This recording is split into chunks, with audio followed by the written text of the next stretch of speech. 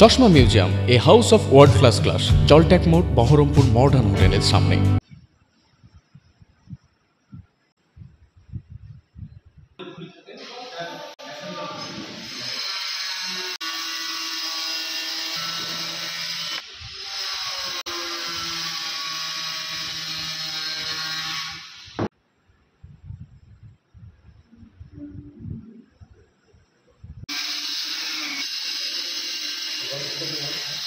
দেখুন, বিষয় হচ্ছে পঞ্চায়েতের প্রধান ছিল, বর্তমানে সে প্রধানও নয়, দলের কোনো দায়িত্বও নাই। বিগত দিনে যখন প্রধান ছিল তখন সে তৃণমূলের সাথে যুক্ত ছিল, তৃণমূলের নিয়ম নীতি মেনে চলত।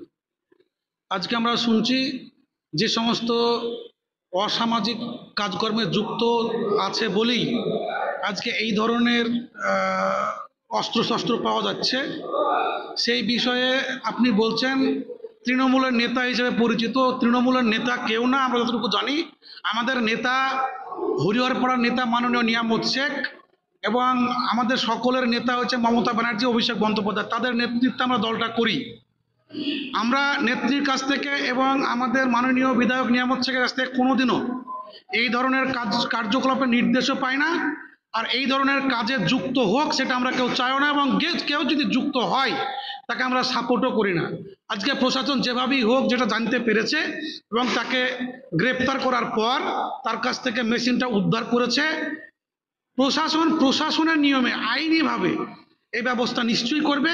এই বিষয়ে আমাদের দলীয় কোনো সাপোর্ট একটুও থাকবে না।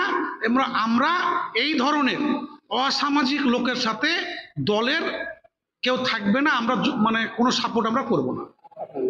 আমার নাম সাপিনুল বিশ্বাস, আমি হরিহরপাড়া ব্লক তৃণমূল কংগ্রেসের সহসভাপতি।